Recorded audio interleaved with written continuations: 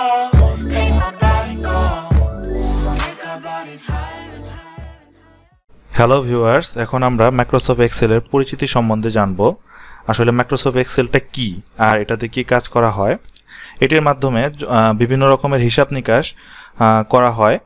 তো বর্তমান সময়ে আমরা মাইক্রোসফট এক্সেল সম্বন্ধে কোনো অফিস আদালতকে কল্পনাই করতে পারি না, কারণ যত অফিসিয়াল কাজকর্ম যা আছে সবগুলো আমাদের এই মাইক্রোসফট এক্সেলের মাধ্যমেই করতে হয়। এটা একটি ডাটা এন্ট্রি সফটওয়্যার।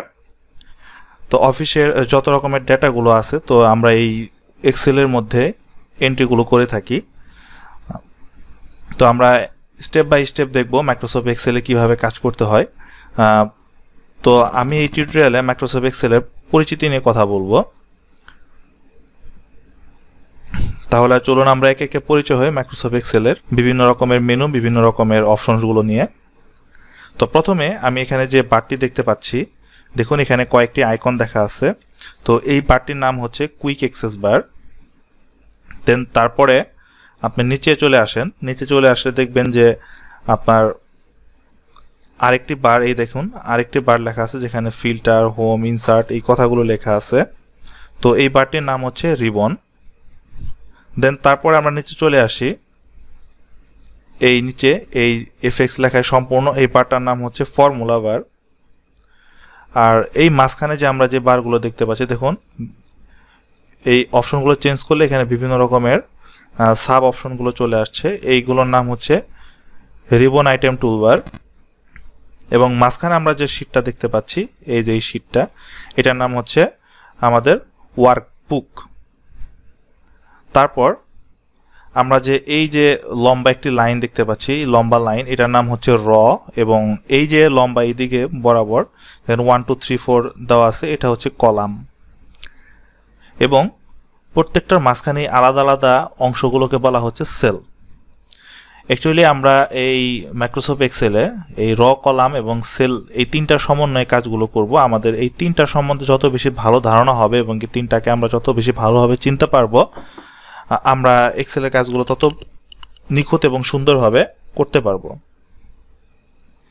এবং নিচে চলে আসি, দেখুন নিচে চলে আসি, এখানে শীট 1 2 দেওয়া আছে। তো এগুলোর নাম হচ্ছে ওয়ার্কশিট।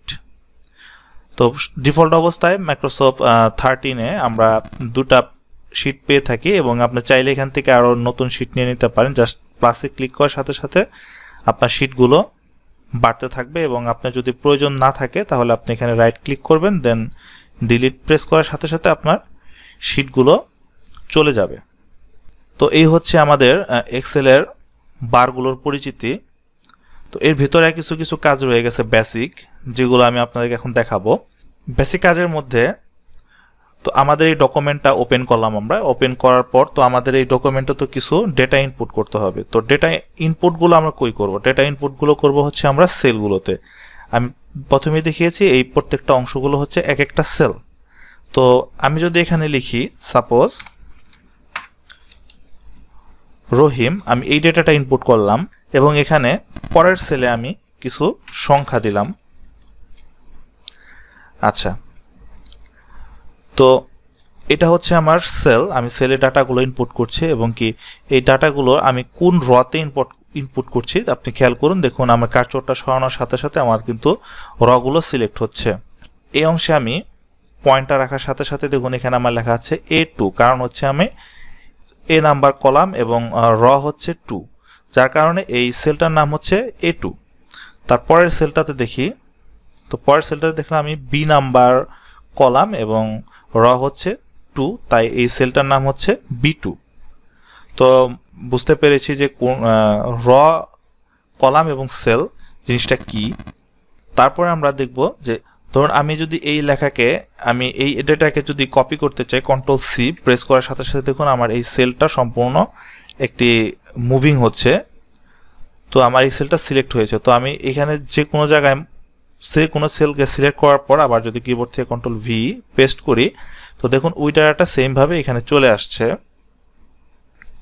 এবং আমি যদি চাই যে এটাকে মুছে দেওয়ার জন্য Ctrl+X প্রেস করার পর আমি যদি এইখানে এনে দেখি পেস্ট করলাম, দেখুন আমার এই জায়গাতে ডাটাটা মুছে এখানে পেস্ট হয়ে গেছে। এটা হচ্ছে কপি কাট পেস্টের কাজ। তো এইগুলো আমরা ভালোভাবে জানি কিভাবে করতে হয়, আমরা ওয়ার্ডের টিউটোরিয়ালে আমরা এগুলো দেখেছি। তারপরে আসছে আপনার ফিল। তো ফিল হচ্ছে আমি যে সেলটাকে সিলেক্ট করেছি, সেলটার ভিতরের অংশটা হচ্ছে ফিল, আমার এই সাদা অংশটা এটা হচ্ছে ফিল।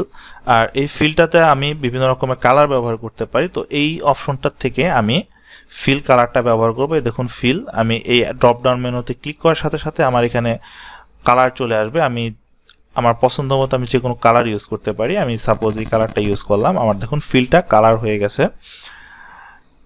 ইভেন ভিতরে যে লেখাটা আছে লেখার কালারটা যদি আমি চেঞ্জ করতে চাই, তাহলে আমাকে এই যে লেখা যে ফন্ট কালার অপশনটা আছে, তো এইখানে এনে ড্রপ ডাউন মেনুতে ক্লিক করার সাথে সাথে আমি এখান থেকে ফন্টের কালারগুলো চেঞ্জ করতে পারবো। তো আমি যদি এই ডেটাগুলো মুছে দিতে চাই, তো আমাকে সম্পূর্ণটাকে সিলেক্ট করতে হবে। মাউসকে ড্র্যাগ করে আমি সিলেক্ট করলাম। সিলেক্ট করার পর আমার যে এই ক্লিয়ার অপশনটা আছে, তো এইখানে দেখুন আমার ড্রপ ডাউনে ক্লিক করার পর বিভিন্ন রকমের ক্লিয়ার আছে, যে clear formula, clear content, clear all দেওয়ার সাথে সাথে আমার সব কিছু ক্লিয়ার হয়ে গেল, একদম নতুনের মতো হয়ে গেল। এ হচ্ছে আমার ক্লিয়ারের কাজ। তো তারপর কাজগুলোর জন্য আমার কিছু ডেটা লাগবে। তো আমি কিছু ডেটা নিয়ে আসছি এখানে, আমার রেডিমেড কিছু ডেটা তৈরি করা আছে। তো ডেটাগুলো আমি এখানে নিয়ে আসছি। তো দেখতে পাচ্ছি যে আমি অন্য একটা জায়গা থেকে আমি ডেটাগুলো কপি করে নিয়ে আসলাম, আমার আগে তৈরি করা ছিল। তো এরকম ভাবে আমি দেখুন সেলগুলোতে ডাটা ইনপুট করেছি। আচ্ছা, এখন ধরুন যে আমি এখান থেকে কিছু ডেটা ডিলিট করতে চাই, যে ধরুন আমি এই রটাকে আমি ডিলিট করে দেব। এই রটার যে ডেটাগুলো আছে এগুলো আমার প্রয়োজন নাই। তো এক্ষেত্রে আমাকে যেটা করতে হবে, আমি রকে সিলেক্ট করতে হবে, অথবা আমি যে অংশটুকুকে ডিলিট করতে চাই তো সেটাকে সিলেক্ট করতে হবে। আমি এখানে ক্লিক করে আমি রটাকে সিলেক্ট করলাম। দেন আমি যদি এখানে রাইট ক্লিক করি, করার সাথে সাথে দেখুন আমার ডিলিট একটি অপশন চলে আসছে। তো আমি এখানে যদি ডিলিট প্রেস করি, দেখুন আমার ওই রটা চলে গেছে। ধরি যে আমরা এখান থেকে একটি সেল বাদ দিতে চাচ্ছি, আমার অ্যাড্রেসের সেলটা আপাতত এই জায়গায় প্রয়োজন নেই।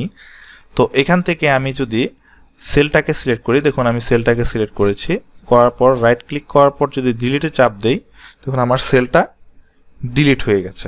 তারপর হয়তো আমাদের প্রয়োজন হতে পারে যে আমরা একটি সেল বাদ দিয়ে দেবো, আমাদের একটি সেলের প্রয়োজন নেই আপাতত। তো এই ক্ষেত্রে যদি ধরেন যে আমি এই সেলটাকে ডিলিট করতে চাচ্ছি, তো এই সেলকে সিলেক্ট করার পর আমি যদি রাইট ক্লিক করি, করার পর আমি ডিলিটে ক্লিক করলাম, দেখুন আমার এখানে একটি ডায়লগ বক্স চলে আসছে যে আমি সেলটি কি ডিলিট করতে চাই। দেখুন শিফট সেল লেফট, আমি যেটাকে সিলেক্ট করছি সেটা লেফটের সেলকে আমি ডিলিট করতে চাই, অথবা শিফট সেল আপ, আমি যেটাকে সিলেক্ট করছি তার উপরেরটা আমি ডিলিট করতে যাব।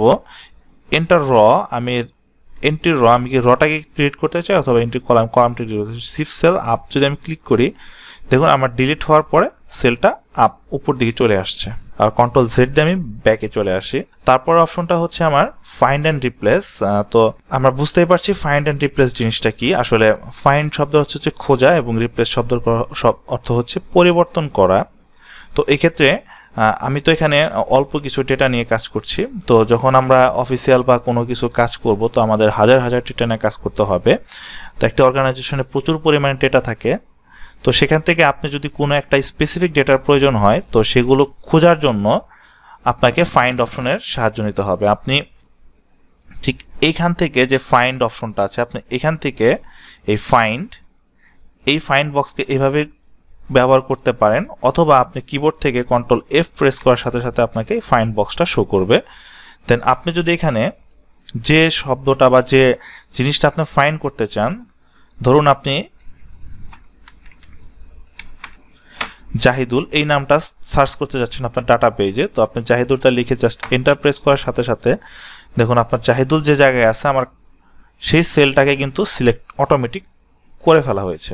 তো এইভাবে আমরা ডেটাগুলোকে ফাইন্ড করতে পারি এই এক্সেলের মাধ্যমে আমাদের ইন্টিগ্রেট ডাটা। বা পাশের অপশনটা হচ্ছে রিপ্লেস শব্দটা পরিবর্তন করা। দেখুন এখানে, তো ধরুন আমি এই নামটা দিয়ে আপনাকে বোঝাচ্ছি যে আমি যে জায়গায় জাহিদুলটা লিখেছি, তো জাহিদুলের পরিবর্তে আপনার এখন যে আছে তার নাম হচ্ছে ধরুন আপনার সুজন। তো আপনাকে যেটা করতে হবে, আমরা তো ফাইন্ড করেছি জাহিদুলকে খুঁজে বের করেছি, তো এরকম সুজন নাম যদি আরো কয়েক জায়গায় দিতে হয় বা অন্য কোনো শব্দ যদি আপনার কয়েক জায়গায় ব্যবহার করতে হয়, জাস্ট আপনি যদি এই রিপ্লেস এই ঘরে যদি আপনি লিখেন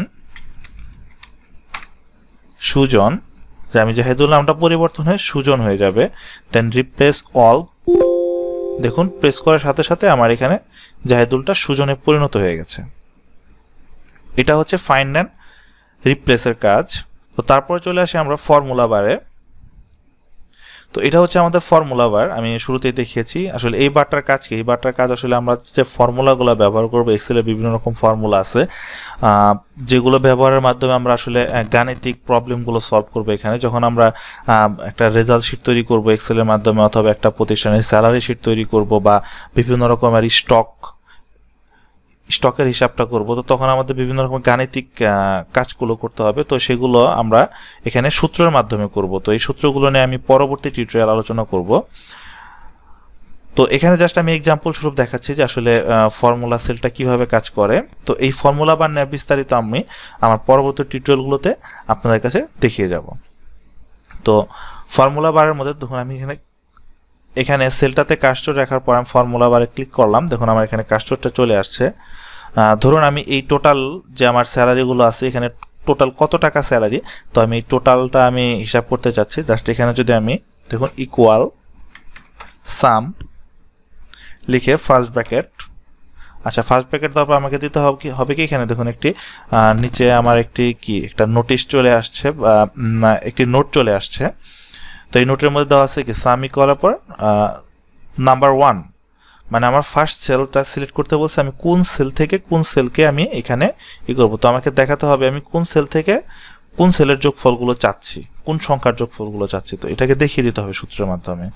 তো এখন দেখুন এখানে আমি যদি এই সেলটাকে থেকে আমি সম্পূর্ণটার যদি চাই, তাহলে আমার এই সেল থেকে এই সেলের সম্পূর্ণটার যোগফল আমাকে কমান্ড দিতে হবে। তো আমি দেখি এই সেলটা আমার কত নাম্বার সেল। তো দেখুন এখানে হচ্ছে আমার ডি নাম্বার কলাম, আর রটা হচ্ছে 3 নাম্বার। আমরা দেখেছি যে সেল কিভাবে কাউন্ট করতে হয়। তো র এবং কলামের নাম্বারটা হিসাব করে আমরা সেলকে নির্ণয় করি। তো এখানে দেখুন ডি নাম্বার কলাম এবং র হচ্ছে 3, তো D3 দেওয়ার পর আমি যদি এই কোটেশনটা ব্যবহার করার পর দেখুন আমাদের লাস্ট কত, আমাদের ডি নাম্বার র এবং 8 নাম্বার হচ্ছে সেল। আচ্ছা দেখুন আমার টোটালটা অটোমেটিক একটি আকাশি রঙের একটি আবরণ চলে আসছে, এখানে সিলেক্ট হয়ে আছে। তারপর আমি যদি ফার্স্ট ব্র্যাকেট এটাকে ক্লোজ করে দিই, ক্লোজ করার পর এন্টার প্রেস করি, দেখুন আমার এখানে যে টোটাল যে যোগফলটা আছে আমার এখানে চলে আসছে অটোমেটিক। তো এটা হচ্ছে ফর্মুলা বারের কাজ। তারপর একটা জিনিস হচ্ছে আরেকটা বেসিক কাজের মধ্যে আছে, সেটা হচ্ছে যে আমার ধরুন যে এই যে আমি যে টেবিলটা তৈরি করেছি, টেবিল একটা নাম তো দিতে হবে। তো নামটা আমি এখানে দিলাম, ধরুন যে আমি ধরুন এটার নাম দিলাম আমি স্যালারি শিট। আচ্ছা এই লেখাটা লেখার সাথে সাথে দেখুন আমার এই সেল আর এই সেলটা একাত্র হয়ে গেছে। তো এই জিনিসটার জন্য আমরা যেটা করতে পারি, আমরা দুটা সেলকে মার্জ করে দেব। তো ধরুন আমি এই সেল আর এই সেল দুটাকে সিলেক্ট করার পর আমি যদি মার্জ ক্লিক করি, দেখুন আমার দুটা সেল সমন্বয়ে একটা সেলে পরিণত হয়ে গেছে।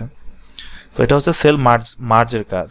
তো এই হচ্ছে মোটামুটি ভাবে আমাদের এক্সেলের বেসিক টুলস। আসলে এই এক্সেল নিয়ে আলোচনা করতে গেলে আসলে ঘন্টার পর ঘন্টা টিউটোরিয়াল করে আমরা শেষ করতে পারবো না। আমি জাস্ট আপনাদের এক্সেলের যে কাজ করতে গেলে মূলত যে জিনিসগুলোর সবচেয়ে বেশি প্রয়োজন হয়, আমি আপনাদের সাথে ঠিক সেই জিনিসগুলো এখানে তুলে ধরেছি। তো আজকে এই পর্যন্তই, সবাই ভালো থাকবেন, ধন্যবাদ। Let it go, make my body go. Make our bodies higher and higher.